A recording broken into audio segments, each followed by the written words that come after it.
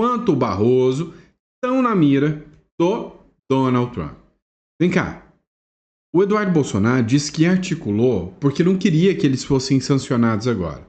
O Supremo acha que isso é ameaça. A gente vai falar sobre isso.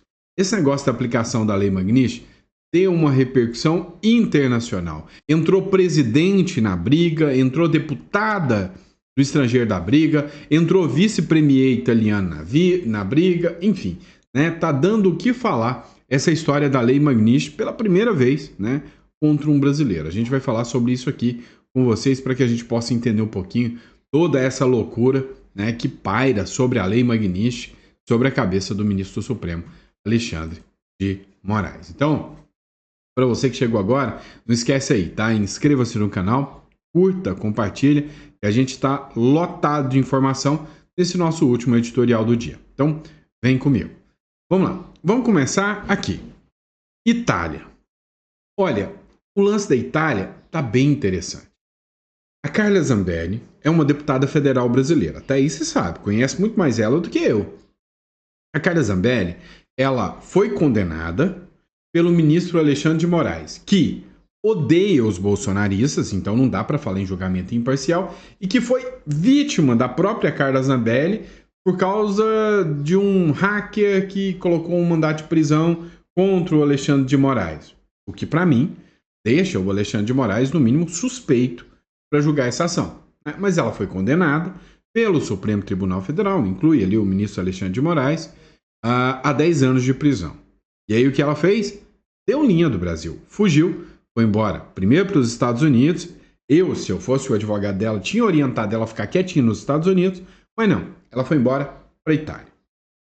Chegando lá na Itália, né, ela ficou um tempo escondida na Itália, até que pegaram a Carla Zambelli e ela foi presa. E aí tem duas versões.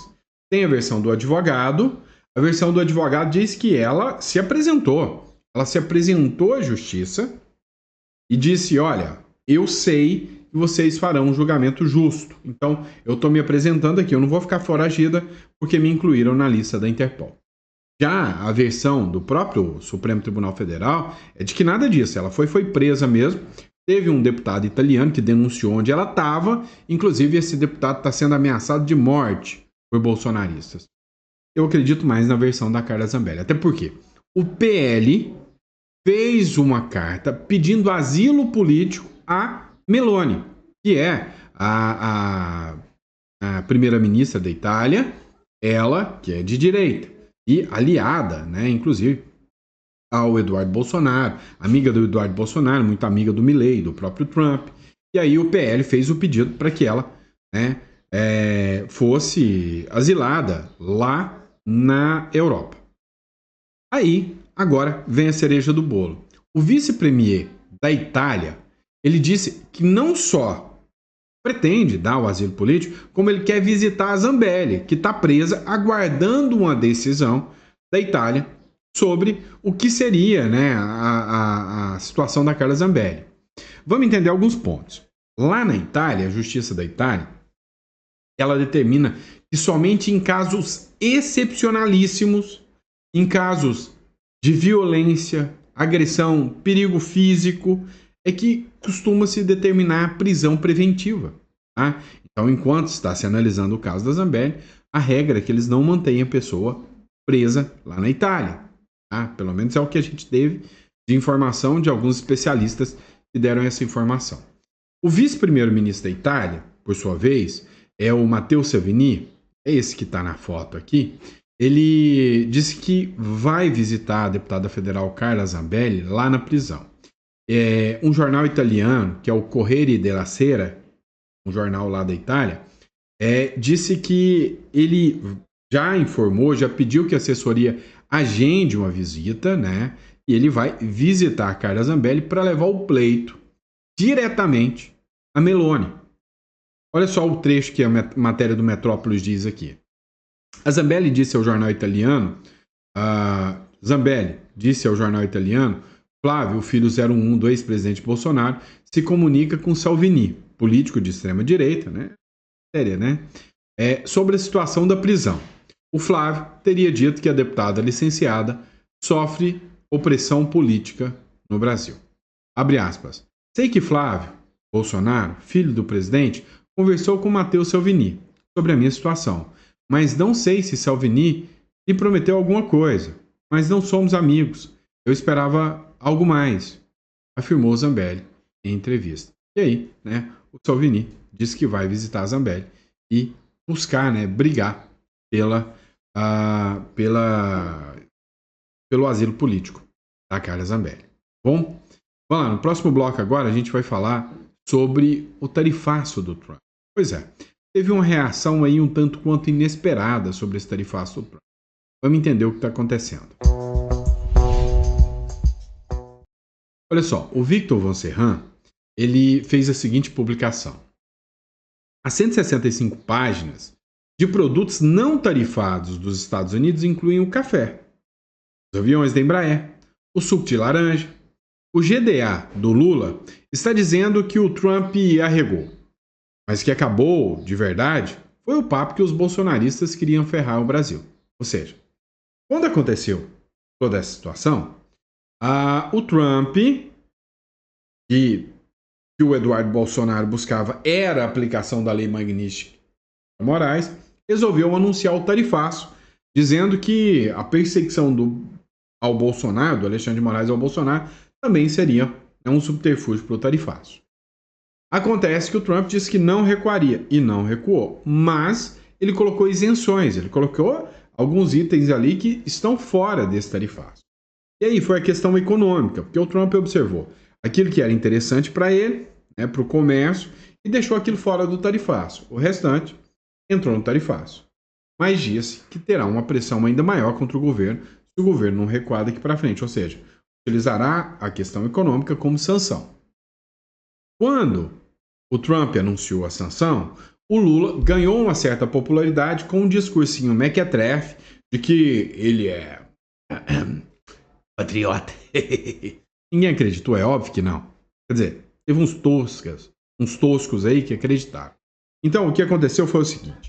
O Lula disse que ele era patriota e que o Bolsonaro queria sancionar o Brasil inteiro e o Bolsonaro era o culpado por tudo que estava acontecendo. Tá, o Trump, ao não aplicar todas as tarifas, ele mostrou o seguinte, olha, eu não quero ferrar com a economia do Brasil, só quero que vocês entendam quem é o Lula de verdade. Se o intuito de Trump fosse realmente acabar com a nossa economia, o Laranjão teria tarifado todos os produtos. O que ele fez foi ampliar o debate sobre a liberdade de expressão no Brasil, usando os argumentos das tarifas, onde, na sequência, as sanções Magnitsky teriam mais projeção. E aí, ele ainda continua. Como os esquerdistas vão dizer agora que os bolsonaristas articularam contra o país, e o país em si não foi tão prejudicado. Claro que os americanos também levaram em consideração os produtos onde teriam vantagem comercial. Isso faz parte da estratégia de Trump para não ser cobrado por empresas americanas que teriam prejuízo com 50% para todos os produtos. Ou seja, teria empresa americana que ia ser prejudicada também. Como, por exemplo, importadoras que importam os produtos brasileiros para depois revender, teriam um problema também. No fim, o alvo sempre foi Moraes e aliados. E para esses, a Magnitsky ainda vai correr solto. Então, resumindo, o início, o start de tudo era o Eduardo Bolsonaro buscando a aplicação da Lei Magnitsky contra os ministros do Supremo Tribunal Federal. E o que aconteceu foi o seguinte, veio um tarifaço. E neste tarifaço, todo mundo, entrou em desespero. A turma do Lula falou que era culpa do Eduardo Bolsonaro, mas depois, ficou muito bem provado que o Eduardo Bolsonaro não buscava tarifaço ao Brasil, buscava Magnitsky. Agora, depois do tarifaço, o Lula entendeu que precisa baixar a bola, até a UOL, um monte da turma que estava no barco do Lula começou a pular fora. Matéria do Igor Gadelha. Após tarifaço light, Lula modula tom e foca em conseguir mais exceções. O Donald Trump deu 700 exceções, para que os produtos possam entrar em diálogo. Mas é o seguinte, olha, eu estou te dando essas exceções aqui, mas é bom você maneirar o tom, senão a gente tira essas exceções. Ou seja, o Trump mostrou que ele está disposto a aplicar sanções, sim. Mas, né, em especial, ele reduziu o número de produtos que seriam sancionados, né, que seriam alvos do tarifaço. Isso foi bom, de certa forma, para o Brasil, porque estava muito preocupado com a economia, né? Agora, o Trump já deixou bem claro, se o Lula continuar subindo o tom, as tarifas virão muito maiores. Agora, tem um outro problema. Além dessas tarifas, que são econômicas, e aí um dos motivos do próprio Trump ter colocado exceções é a questão econômica, porque tarifa não é sanção, em regra não. Então tem a questão econômica também, o Trump preocupou nas empresas americanas. Agora tem uma que vem não como questão econômica, mas vem como sanção mesmo, que é a que vem da OTAN, onde todos os países da OTAN têm que aplicar tarifas que podem chegar de 100% a 500% contra o Brasil, por causa do Lula estar comprando petróleo russo. Então, assim, nós ainda não estamos livres do perigo. De certa forma, o Trump já anunciou que vai continuar aumentando a pressão até o Lula cair. E aí teve um ponto interessante, né? Todo mundo fica abusando, principalmente a turma da esquerda, que o Eduardo Bolsonaro não fez nada. Ah, o Eduardo Bolsonaro era um bravateiro. Agora não. Agora o discurso é que o Eduardo Bolsonaro ganhou poder demais. Eles estão morrendo de preocupação com isso. Olha só, matéria do Globo, da Bela Megali, gesto de Eduardo Bolsonaro para Barroso e Gilmar é visto no STF como uma ameaça. Olha como que os caras conseguem deturpar as coisas. O Barroso e o Gilmar Mendes não foram sancionados, mas são os dois próximos que estão na lista. E o Barroso tem muito a perder. Muito. O que acontece? O Eduardo Bolsonaro, segundo a Bela Megali, disse, olha, eu articulei para que primeiro viessem as sanções amorais, é o que o Marco Rubio anunciou, viessem amorais, e desse tempo para os demais, ou o pé no freio, voltar atrás.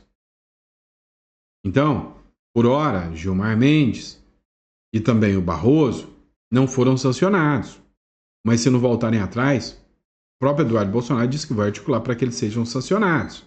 E aí o Gilmar Mendes e o Barroso encararam isso como uma ameaça do Eduardo Bolsonaro. Agora, tem outro ponto. Vamos falar da Lei Magnitsky. Na Lei Magnitsky, o Lula teve ontem uma reunião com o Zanin, né? E se eu não me engano também com o Flávio Dino.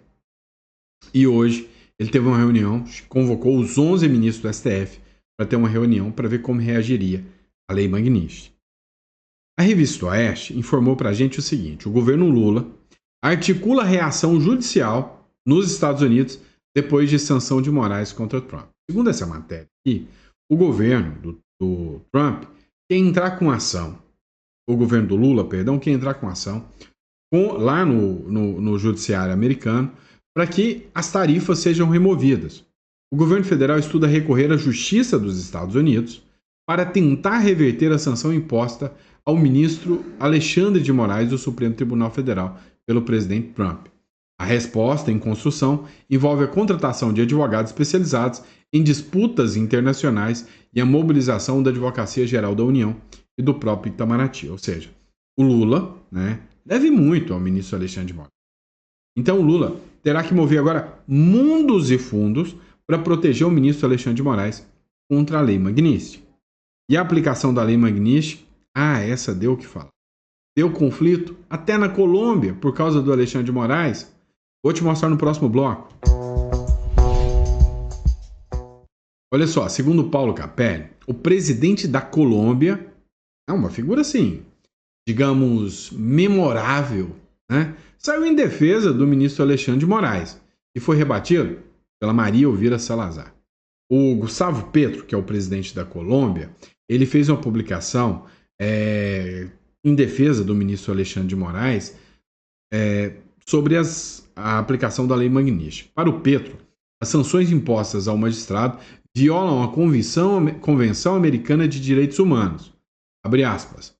Convido os melhores juristas da América Latina a redigir a respectiva ação, Estados Unidos, Colômbia e a maioria das nações da América nos comprometemos a assinar a Convenção Americana de Direitos Humanos. Quer o governo dos Estados Unidos rompê-la unilateralmente, escreveu o mandatário no Artigo X. Ou seja, ele falou que, ora, nós assinamos a Convenção de Direitos Humanos e o Donald Trump é quem está violando a Convenção de Direitos Humanos, indo contra o Alexandre de Moraes. A Salazar, Maria Elvira Salazar, por sua vez, acusou o presidente colombiano de conivência com abusos. Abre aspas. Petro tem instintos tão autoritários que lhe parece normal que Alexandre de Moraes censure redes, prenda opositores e pise em liberdades. O que o indigna não é o abuso de poder, mas que os Estados Unidos sancionem seus aliados. Petro não defende os direitos humanos. É cúmplice de quem os viola. Ou seja, vamos lembrar que a Lei Magnitsky ela foi criada e preparada justamente para sancionar violadores dos direitos humanos. E aí vem essa matéria do Metrópolis aqui.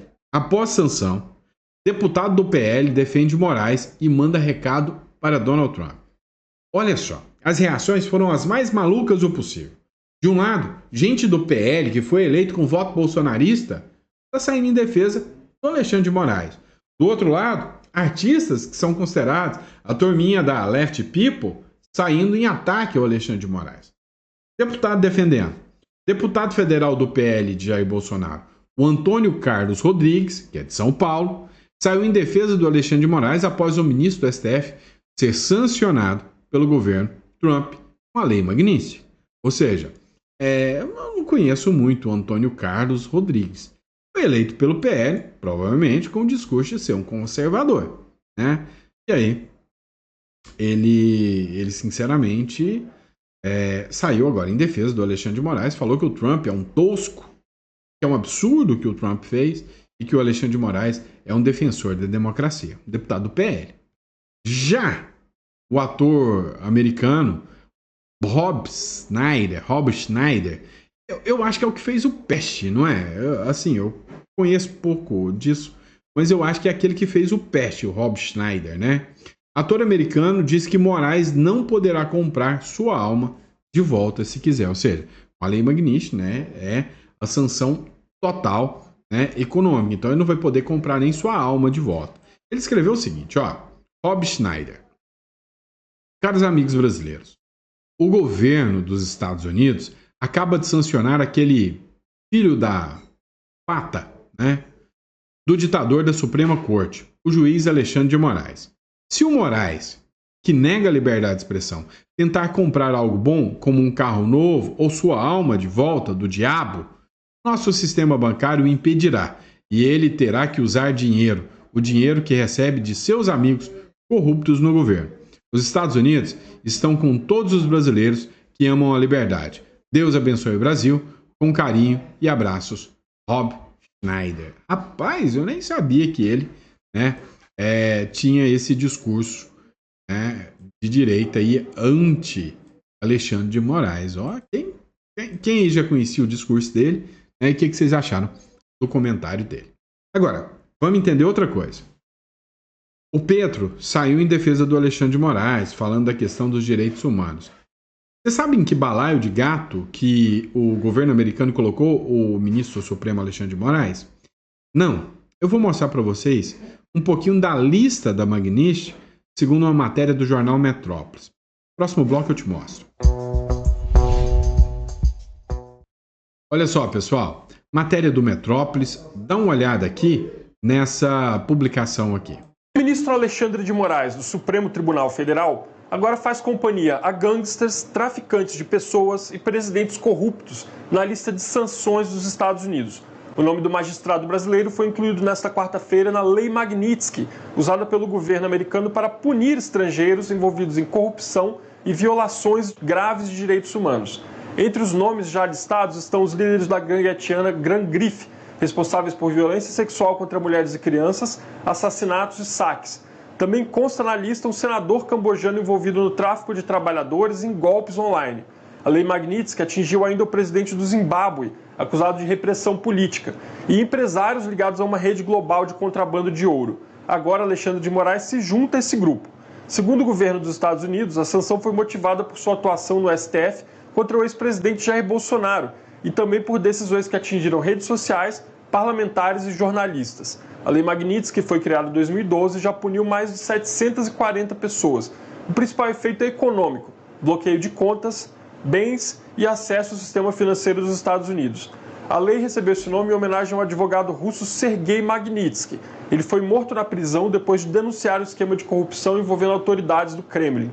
Com a inclusão de Moraes, a crise diplomática entre Brasil e Estados Unidos sobe mais alguns degraus. Nessa sexta-feira, devem entrar em vigor as tarifas de 50% dos Estados Unidos contra os produtos do Brasil. Pois é, você viu a lista, né? A listagem de quem está ali.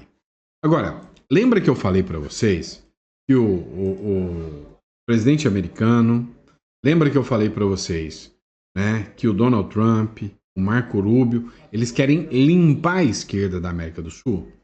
Aqui na América do Sul tem dois países. Um deles é a Venezuela, está, né, com uma ameaça total de eliminar o Maduro. Já na América Central, né, tem a questão de Cuba, América Latina, né? O Marco Rubio é descendente de cubanos. Ele mandou um recado, uma mensagem para o povo cubano dizendo o seguinte, ó, em breve Cuba será livre. Saluda ao secretário de Estado dos Estados Unidos, Marco Saúdo a todos vocês, aqui é o secretário de Estado Marco Rubio. E queria tomar uns minutos para enviar-lhe este mensagem Queria enviar alguns minutos, né, tirar alguns minutos para enviar essa mensagem que eu gostaria de expressar fortemente. Quero expressar-lhe fortemente nosso apoio. Primeiro, quero agradecer a nosso jefe de missão, Mike. Primeiro, eu quero declarar o nosso apoio, agradecer ao chefe de missão, Michael Hammer, por haber convocado esta reunião em uma fecha tão importante. Por haver convocado uma reunião numa data tão importante. 11 de julho de 2021. É um dia que para nós marcou um cambio, uma nova época em lo que está passando dentro de Cuba. E sei que o dia 21 marcou para nós uma nova data, uma nova época, que muda tudo que está acontecendo dentro de Cuba. Esses vídeos do povo cubano nas calles da ilha exigindo. Eu sei que esses vídeos do povo cubano nas ruas da ilha, liberdade e o fim de uma ditadura ilegítima, exigindo a liberdade e o fim de uma ditadura ilegítima. É uma inspiração enorme para esses que estão fora da ilha. É uma inspiração para todos que estão fora da ilha. Que amam a liberdade e que esperam e têm a esperança de uma liberdade para que amam a liberdade, que esperam com a esperança uma liberdade para todos. Cuba no futuro. E vocês que estão aí, que não se rendem, nos inspiram a cada dia. Vocês que estão aí, que não se rendem, vocês nos inspiram a todos. E é um risco enorme, lo sabemos. Sei que não é difícil. Eu sei que é um risco enorme, nós sabemos que é difícil. Dentro dessa ilha escrava, dentro dessa ilha oprimida, dentro dessa ilha de escravos, dentro dessa ilha de oprimidos, enfrentar-se a este régimen que hace todo lo posible para castigarlos. Enfrentar esse regime que faz todo o possível para puni-los. Ustedes, a sua família e hacer su vida impossível. Sé que castiga você, a sua família e faz sua vida impossível. Que para muitos é mais fácil abandonar o país que quedar-se aí. Eu sei que é muito mais fácil abandonar o país do que ficar aí em Cuba. E enfrentar-se e pelear por el futuro de uma Cuba livre e soberana.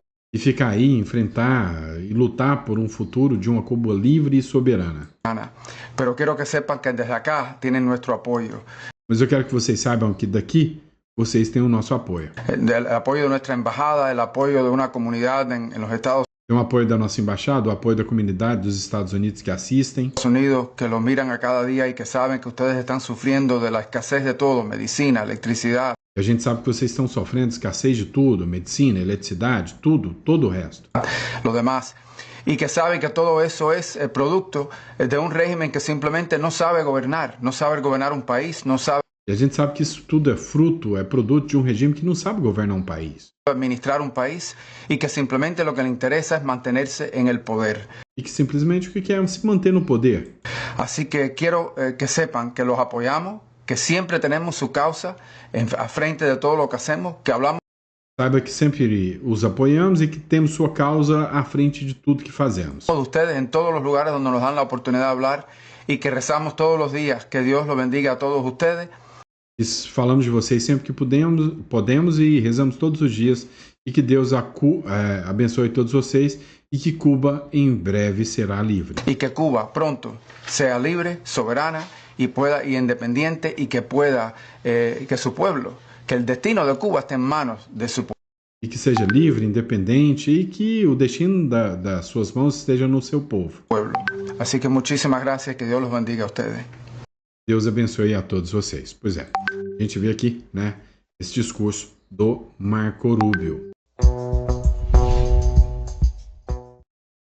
Vamos lá, pessoal. Para encerrar aqui, né, a Globo ontem, né, depois que aconteceu a publicação do Donald Trump sobre a Lei Magnitsky, ele acabou por publicar, né, uma matéria falando sobre as sanções ao ministro Alexandre de Moraes e falando sobre a Lei Magnitsky. Assiste aqui comigo. O advogado russo morreu na cadeia, logo depois de revelar um esquema de corrupção de autoridades de Moscou. O nome dele era Sergei Magnitsky. Em 2012, o governo americano passou uma lei para punir os responsáveis pela morte dele. Em 2016, a Lei Magnitsky virou uma arma americana para punir violações dos direitos humanos e corrupção pelo mundo. Esse documento de 3.054 páginas é uma lista dos alvos pelo mundo da Lei Magnitsky. Entre os nomes, aliados do ditador Nicolás Maduro na Venezuela, Bashar al-Assad, que comandou a Síria com mão de ferro, e organizações terroristas como a Al-Qaeda. No começo da tarde de hoje, o governo americano anunciou o nome do primeiro brasileiro na lista. O Gabinete de Controle de Ativos Estrangeiros do Departamento do Tesouro dos Estados Unidos está sancionando o ministro do Supremo Tribunal Federal, Alexandre de Moraes. O secretário do Tesouro, Scott Bessent, voltou a fazer acusações contra Moraes. Usou expressões como caça às bruxas e fez críticas à ação penal contra Jair Bolsonaro por tentativa de golpe de Estado. Na sequência, o documento explica quais são as sanções a Moraes. Todos os bens e participações em bens de Moraes que estejam nos Estados Unidos ou em posse ou controle de americanos ficam bloqueados. Moraes também não poderá fazer qualquer transação com empresas ou bancos americanos. O professor de Direito da Universidade Columbia, Scott Anderson, afirma que qualquer instituição financeira americana que autorizar Moraes a usar seus serviços pode ser penalizada civil ou criminalmente nos Estados Unidos. E por isso, ele deve perder acesso aos principais cartões de crédito porque eles têm bandeira americana. Segundo o professor, o alcance das sanções não é totalmente claro, o que já provocou uma série de contestações na justiça. Bancos brasileiros que tenham um acordo com instituições americanas, por exemplo, também poderão bloquear Moraes por receio de sanções. Moraes também fica proibido de entrar em território americano.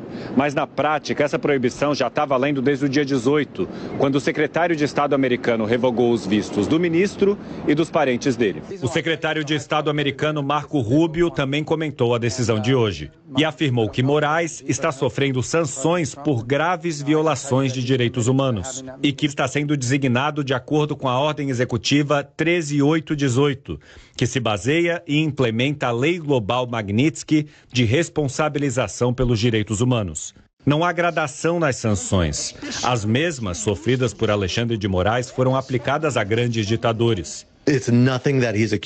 Para o professor, a punição a Moraes é bizarra, porque ele não está envolvido em um regime que abuse dos direitos humanos, como o Irã. Ele diz que isso pode acabar minando a credibilidade e a força das sanções. O professor afirma que Moraes pode recorrer à justiça americana. Um advogado russo... Pois é, então justifica aqui, né, a ação do próprio ministro Alexandre de Moraes, que vai, né, recorrer a justiça americana. Vocês viram, né, o nível da matéria que foi exposta pela Rede Globo, né? E aí, qual o seu posicionamento sobre isso? Coloca no comentário. E para você que ficou até aqui, muito obrigado pela confiança, pela credibilidade. Pessoal, só lembrando a vocês, nossa especialidade, tá? Eu sou advogado tributarista E sou um consultor financeiro também. Então, se você tem dúvidas sobre como constituir um holding, uma offshore, se você quer entender como ter uma conta em dólar, estruturar, padronizar uma forma de investir fora do Brasil, eis que me coloca à disposição. Está aqui na descrição o link do nosso escritório. Bom, grande abraço, fica com Deus e eu vejo vocês amanhã de manhã em mais um editorial.